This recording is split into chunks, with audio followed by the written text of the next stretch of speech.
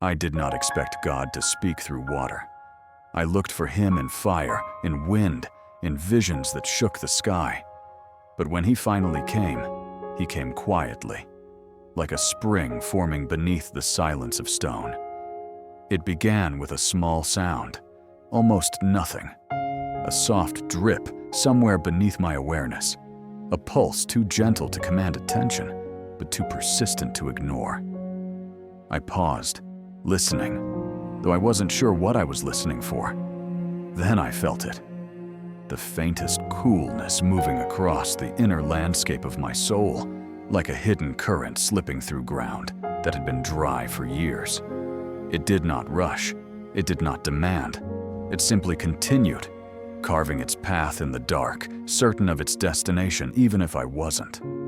I had spent so long believing that encountering God required ascent, climbing, striving, reaching. But here he was, descending instead, moving downward through layers of memory and fear and exhaustion, until he reached the hardened places I had tried not to acknowledge. I felt those places soften, not by effort, but by erosion. The way water softens rock with patience instead of force. I inhaled, and the air seemed to carry humidity, as though the presence within me was becoming tangible. The hidden spring kept rising. I could not see it, but I could sense the shifting of ground beneath my thoughts, the dry riverbeds of old regrets beginning to glisten. There was a moment when I wanted to resist, not out of rebellion, but out of fear. What if the water revealed what I had buried? What if it reached the caverns I had sealed shut? But the spring was gentle, and gentleness, real gentleness, disarms fear. I felt God's presence moving not above my life, but beneath it, under the layers I had labeled too complicated, too broken, too late. It was as if he was telling me, "Let me through the small places. Let me rise where you think nothing good can grow." I walked through the city as if seeing a new world. Concrete glistened after a light rain. Leaves held droplets like tiny mirrors. Even the air seemed to hum with moisture, carrying the scent of something ancient and clean. I realized that water remembers. Oceans remember creation. Tears remember longing. Springs remember Eden. And this water, rising within me, remembered God. I found myself closing my eyes just to feel it better. The spring did not come with visions, only clarity. Not with thunder, only tenderness. And tenderness, I discovered, is strong enough to move mountains when it takes the form of water. The deeper the spring rose, the more I noticed its effect. The way anger dissolved before I had time to aim it. The way sorrow spread itself out thin enough for light to enter. The way anxious thoughts felt less like storms and more like clouds drifting above an ocean too deep to be disturbed. I began to understand the mystery. God does not only appear in the heights, he appears in the lowest places, in the cracks, in the wounds, in the hidden soil, where roots silently reach for nourishment. If grace is fire for the proud, it is water for the weary. And I had been weary without knowing it. I had been holding myself together with effort, unaware that effort was the very thing keeping me from sinking into the arms of the one who had already descended first. The spring rose again. I felt it beneath my ribs, cool and unwavering. It carried memories, some painful, some beautiful, but it lifted them without judgment, as if to baptize them in its clarity. I sensed that God was not erasing my story. He was cleansing it, letting the water move through the broken narrative until it found the places where redemption could seep in. A single thought entered me then, simple but overwhelming. God is beneath all things, beneath my fear, beneath my longing, beneath the layers of who I pretend to be, beneath the failures I thought disqualified me.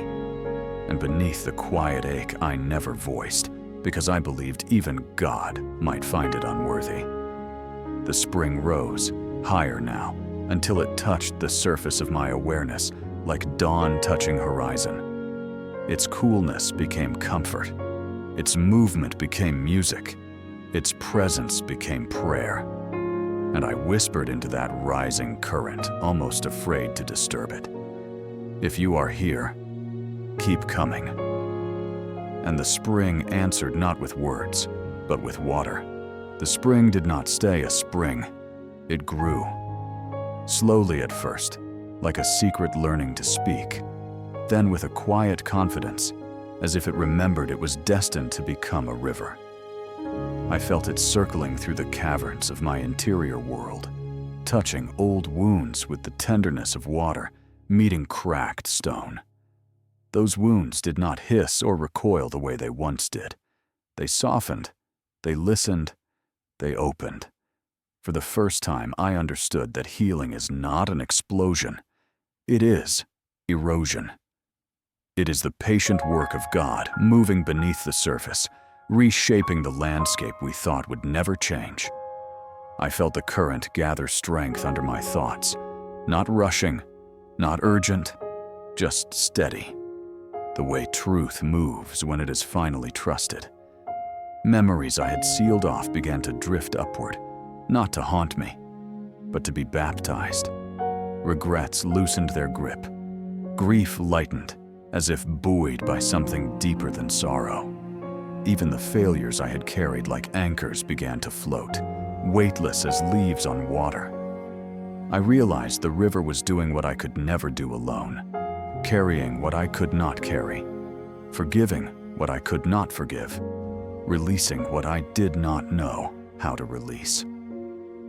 There was a moment when I tried to direct the water, to guide it toward the places I wanted healed first, but the river did not obey me. It obeyed love, and love has its own geography. It flowed exactly where it was needed, not where I pointed. It sought the hidden fractures beneath my practiced strength, the quiet places where loneliness lived without language. It moved there without hesitation, not to drown me, but to lift me. And in that lifting, I felt weightlessness, a kind I had never known. It was not escape, it was surrender without fear. I walked through the day as if my chest held an ocean. Every step felt supported from below. Every breath tasted like new rain. Even the noise of the world sounded different, as though the river inside me was softening its edges, turning harshness into distant thunder and chaos into distant waves. I found myself listening to people differently. Beneath their words, I sensed their currents, the places where their own springs were rising or where drought had left them cracked and dry. I did not judge them for it. How could I? I had my own deserts. Instead, I felt the river in me move toward them, not through speeches or advice, but through presence, through silence, through a gentler gaze. I began to understand that compassion is not something we manufacture. It is something that flows when the river finds its way into the open. Days passed, and the river deepened. It grew so quietly that sometimes I forgot it was there, until I breathed, or paused, or suffered, or loved. And then it would rise again, filling me with a clarity that felt both foreign and familiar. I learned its rhythm. When I tried to rush life, the river slowed me. When I tried to numb myself, it stirred. When I tried to disappear, it held me with a firmness that felt like truth, saying, "Stay." And when I broke, because everyone breaks, the river did not shame the cracks. It filled them. It moved into every fracture like grace, returning lost pieces to their place. One evening, as the sun settled low behind the buildings, I felt something shift. The river inside me widened, as though it had reached a chamber it had been searching for. And in that widening, I sensed depth, real depth, the kind that does not come from thinking or striving, but from being seen by something older than time. The water felt ancient, like it had flowed through saints and prophets and wanderers before finding its way to me. It carried stories. It carried memory. It carried God. Not the God I imagined in thunder, but the God who moves beneath all things. The God who prefers the humble descent into the lowest places. The God who finds his throne in the cracks. As the river deepened, it became clear that this was not simply God healing me. This was God revealing himself in me. The river was not separate from him. It was him. Him moving. Him cleansing. Him rising. Him speaking in a language made of silence, softness, and the sound of water against stone. I thought then of how creation began, not with lightning, but with spirit hovering over water. Water was the first canvas of God's breath, and now he was painting again, not in the world outside, but in the world within. I let myself lean into the sensation, trusting it, letting the river do what only rivers can do. Shape without forcing, guide without demanding, transform without announcing. And as I surrendered, one realization rose like a single clear drop from the depths. God does not wait for you to reach him. He descends as water into the places you least expect, until the lowest parts of you become the holiest. In time, the river inside me stopped rushing, not because it died, but because it arrived. The current softened into a vast stillness, like a lake forming where a river has finally found the place it was meant to rest. I felt the shift, the way the soul feels seasons, the quiet settling of something once wild, now wise. And in that stillness, I sensed that God had not finished his descent. He was waiting for me to look.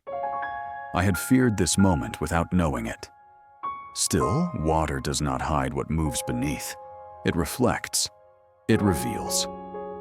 I approached the quiet inside me with reverence, afraid that if I disturbed it, the truth would vanish. But truth does not vanish. It waits. I closed my eyes, not to escape the moment, but to enter it. And the world around me dimmed into a soft, luminous darkness. The lake reflected nothing at first, only silence. Then slowly, like dawn rehearsing its first light, an image began to form on the surface. At first I thought it was my own reflection, but the face was too calm, too ancient, too familiar in a way I had never been familiar to myself. It was as if every part of me I had buried, every fragment I had lost, every innocence I thought time had taken, was being returned in a single gaze. The lake held the face tenderly, as if it belonged there. And then I realized, it did. The face was mine, but not the me shaped by fear or ambition or memory. It was the me shaped by God's intention. The me that existed beneath all contradictions. The me that water had been reaching for. I wanted to look away, but the reflection did not demand perfection. It simply existed, real, whole, unafraid. And as I kept looking, another truth broke through the silence like a flame beneath water.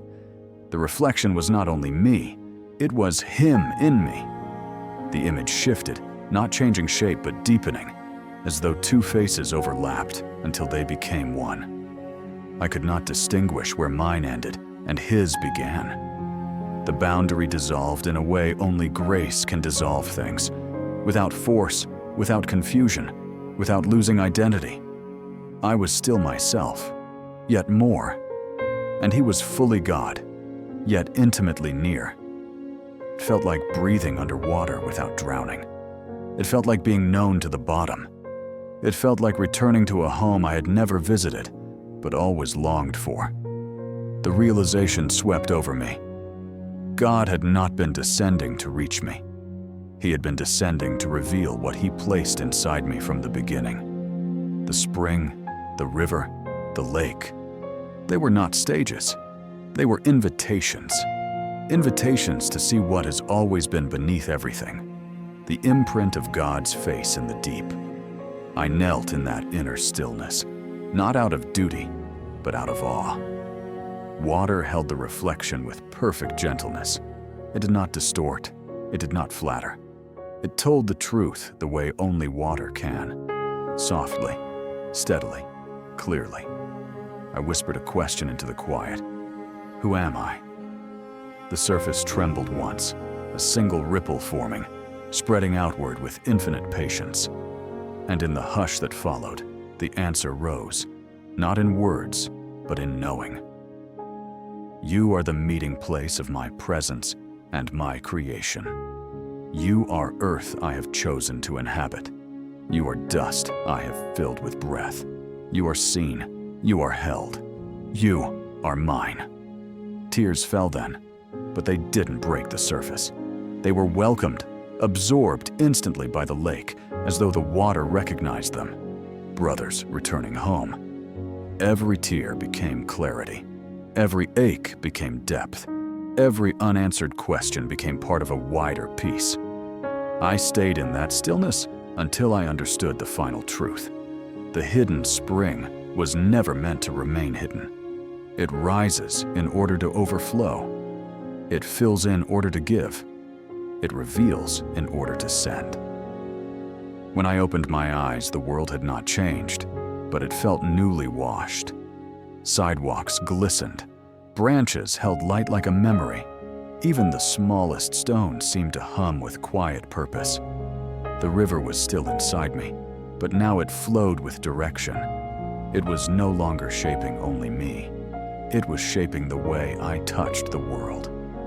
I walked with a tenderness I had not known. Each step a ripple, each breath a blessing, each word a cup of water offered to a thirsty moment.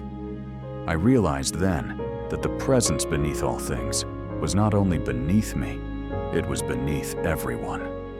Beneath the hurried man at the corner, beneath the tired woman carrying too much, beneath the child shouting with joy, beneath the stranger hiding their grief.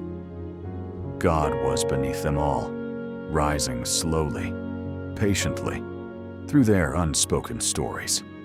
And my task was simple. Do not obstruct the water. Let it flow. Let it cleanse. Let it reach. As I walked, I placed my hand over my heart and felt the gentle pull of the deep, the quiet promise that the spring would never run dry, that the river would never abandon its course, that the lake would always reflect what God sees. And I whispered into the wind, into the world, into the unseen currents moving through everything. Keep rising. And from somewhere beneath and above and within, the water answered with a tenderness larger than the sky. I already am.